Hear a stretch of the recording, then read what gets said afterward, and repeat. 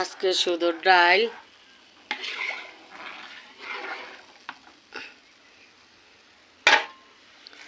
ভর্তা হবে।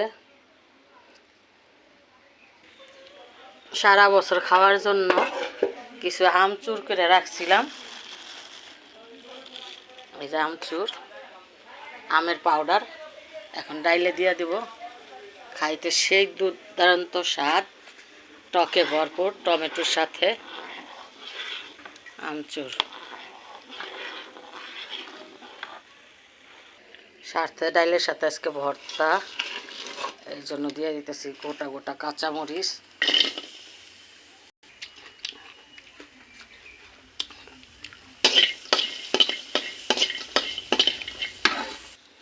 লইট্টা শুটকি আর মরিচ আর রসুন ভাজা নিলাম।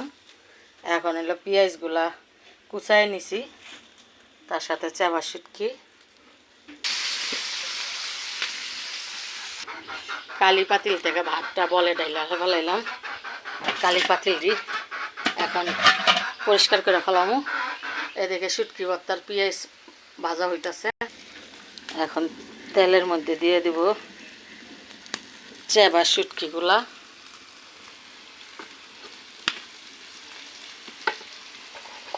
তার সাথে মরিচ আর লইট্টা মাছের বাটা, লবণ, এখন একটু মরিচের গুঁড়া, আর মরিচ বাইটা দিছি, একটু হলুদের গুঁড়া।